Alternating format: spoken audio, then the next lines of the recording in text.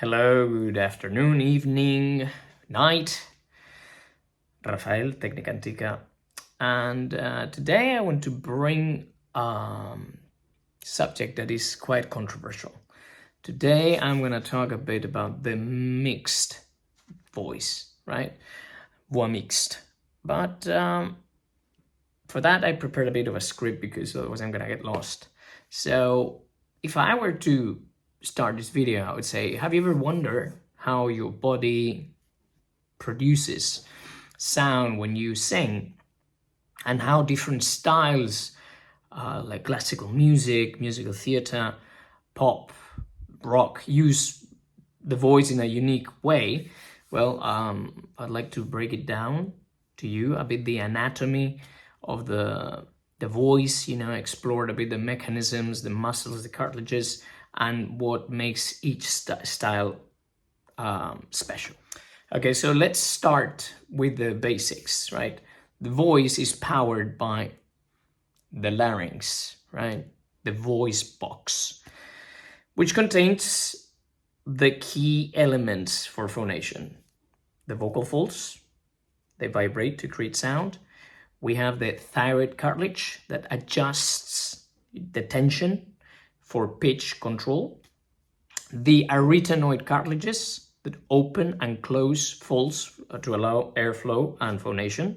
Then we have the cricothyroid muscles that stretches the folds for high notes, and the thyroarytenoid muscle, which thickens the vocal folds for lower and stronger tones, or to actually remain in that thickness position that we're going to talk a lot about in the mixed voice. So how, classical singers, musical theater singers, pop singer, they differ from one each other. So while singers, they use the same anatomy, each style requires a bit of a different vocal system. So classical singing, for example, what is the mechanism?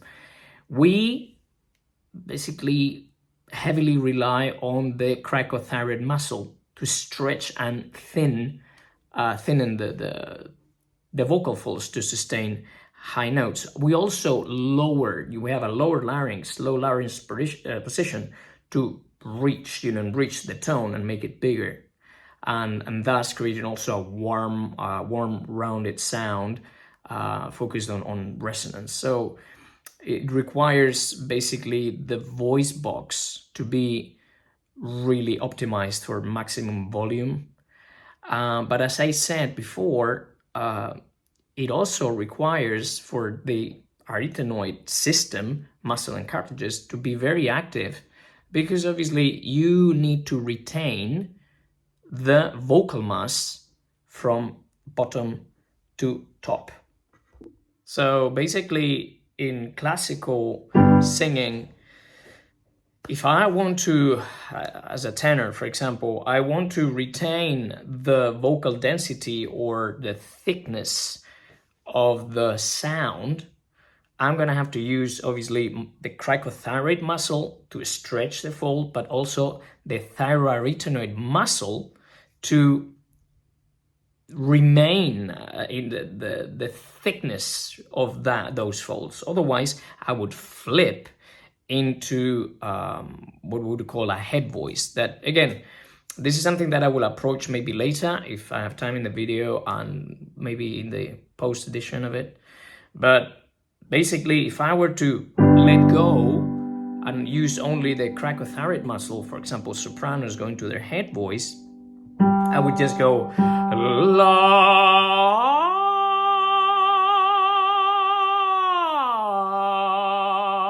Okay, this is basically thinning the vocal folds with the cricothyroid as the main mechanism.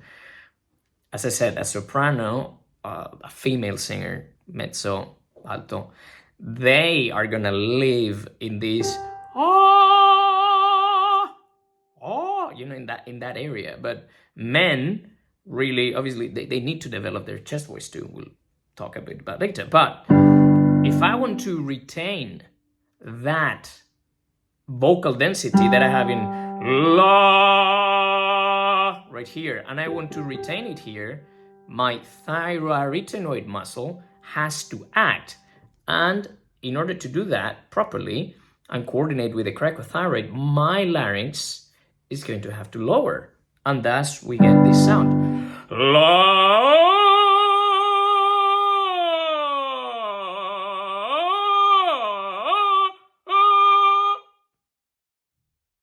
Okay?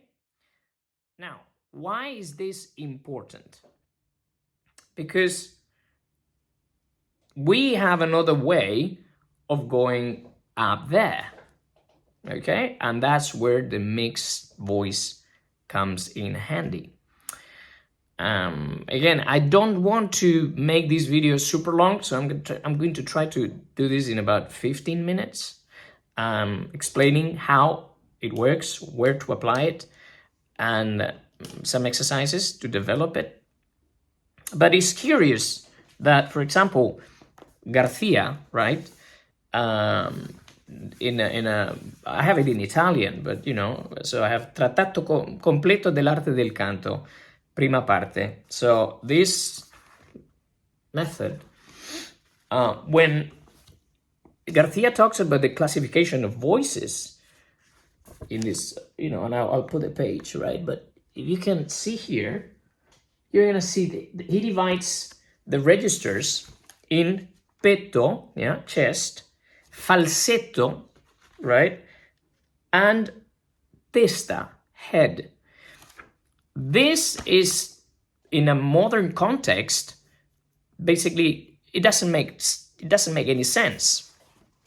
Why? Because the falsetto is sort of an affectation of the voice nowadays. An affectation in what sense? It's a mechanism indeed, but we nowadays conceive falsetto as sort of a breathy tone.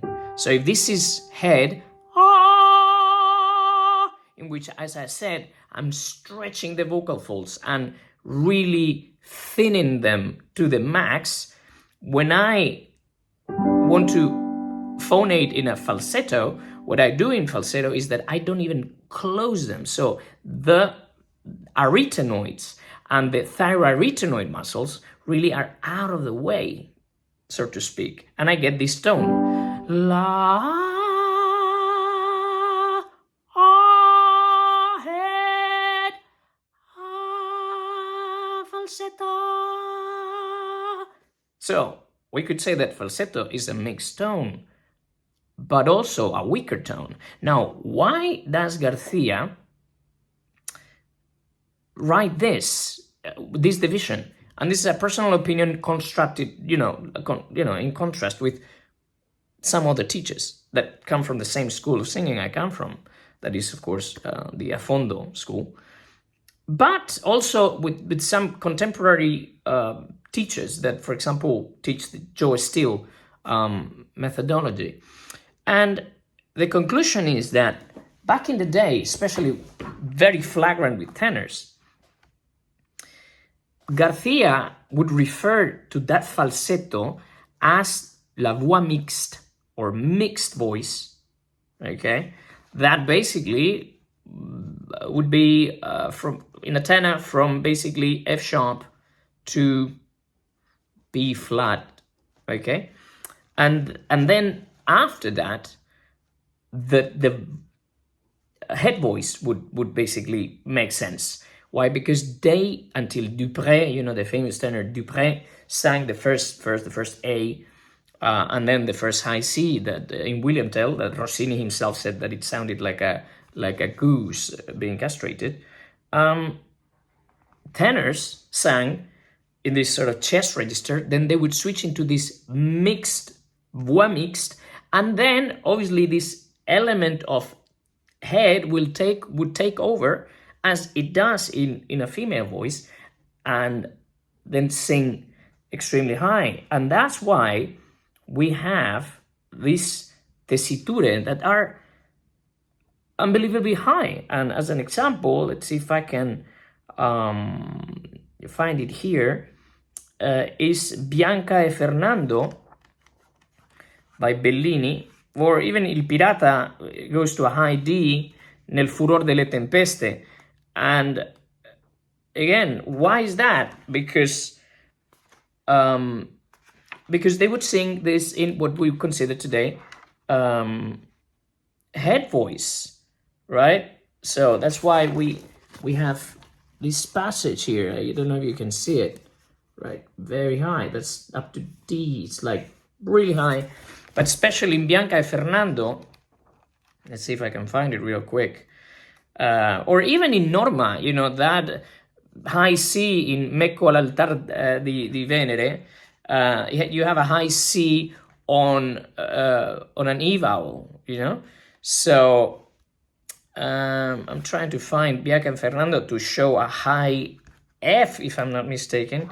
So I think there's a high E flat, and then there is a high F, like in Puritani. And I think I have it here, puñar.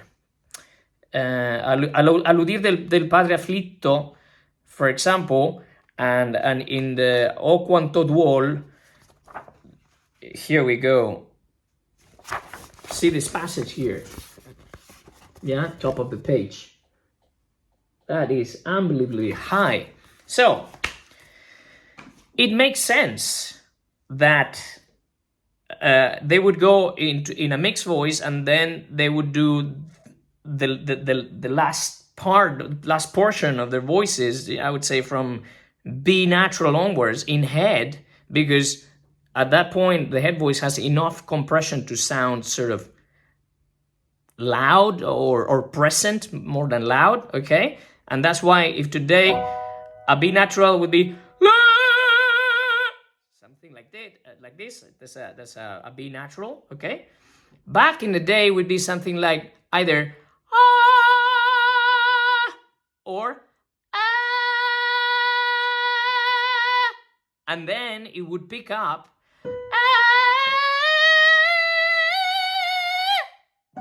and that's an F sharp above high C.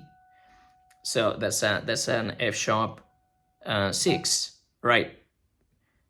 Now, then if we take this to the modern time, you know, where we live at the moment, how does this apply? Well, in classical baritones, let's just talk about male voices. I know, you never talk about female voices. Well, they're very complicated. Women are. Okay, good. I'll make maybe a video about this. But imagine that, you know, male voices, female voices, they operate the same way, but it's like yin and yang. You know, you invert the terms. So, as a tenor, and I've explained in countless videos, we cover an F sharp, G, A flat, A, B flat. Then we open again in that cover to continue going up. Is this a mixed voice? To my mind, it is not. For many others, yes. But I will try to illustrate the difference, okay? So this is open, la, yeah, and then la, covered, B flat, B natural, C, okay? And then so on and so forth. Whilst that is another way of doing it without going into this head voice.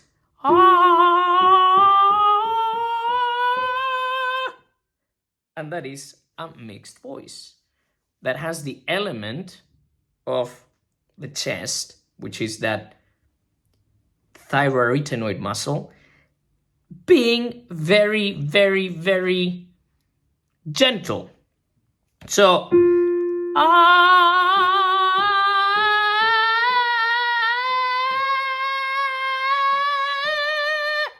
now I'm in head on that D, but here, this is head voice. This is mixed voice.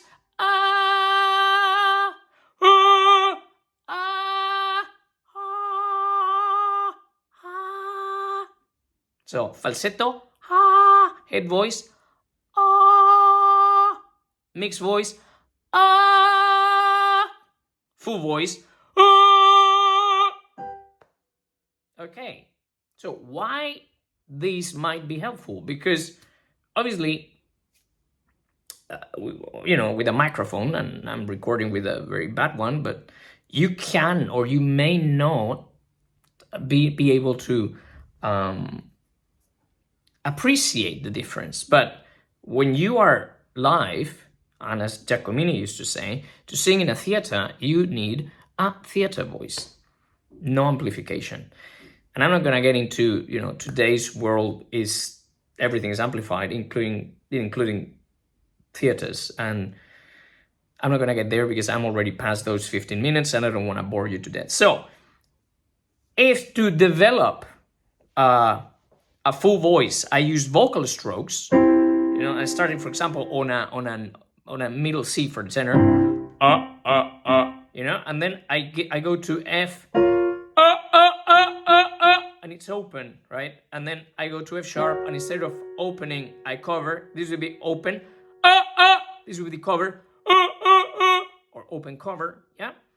What I would do is, for the tenor, this F would be, but this F sharp, instead of, I would just go, very little, in a sob,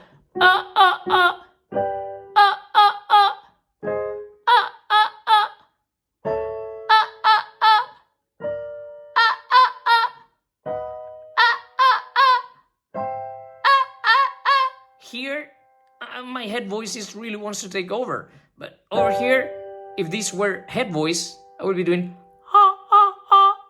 but I'm doing which means that if I'm going to sing this note in mix, I would go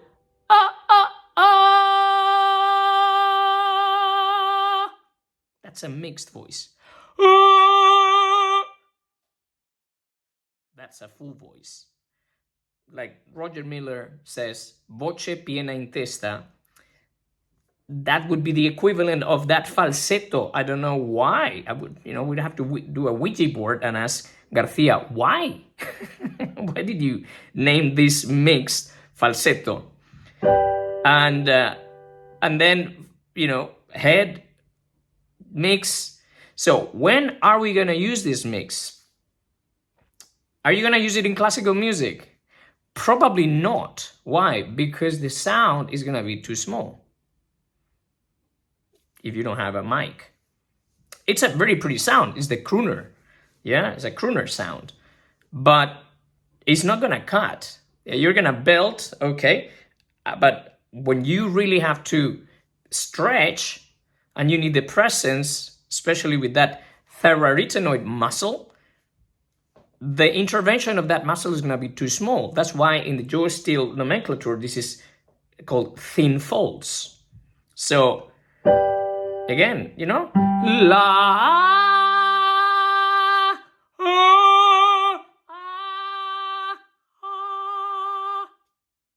get me? So what would be a good way to develop the mix voice for a man? This exercise, these glottal strokes with this element of always. That yeah, the larynx is gonna be higher, of course, because we don't need a low larynx to do that mixed voice. Then, if we lowered it, see what it becomes. I can thicken those folds and then increase subglottal pressure, and obviously the whole thing is gonna be bigger. But if I just want to sing musical theater or pop, this is mix. This is head. Do you understand? So, what is that element? Again, I revisit all videos, if you've watched them. It's this exercise that McRae used to do with us. Yeah?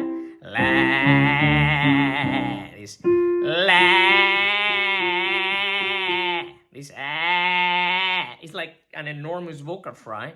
And a video I have that, to make an ugly sound a beautiful sound, if I'm here,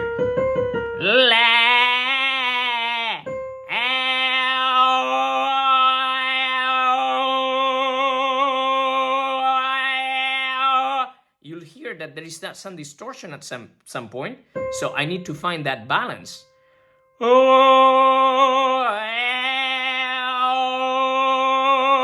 But it is always there. If I lose that, then it falls apart.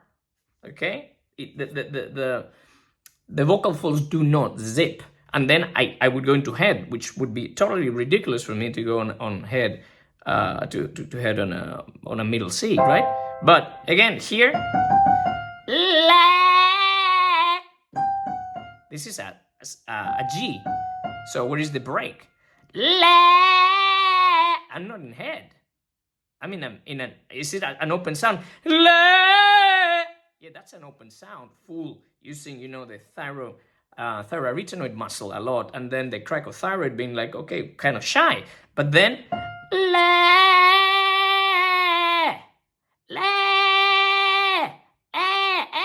that's a mix.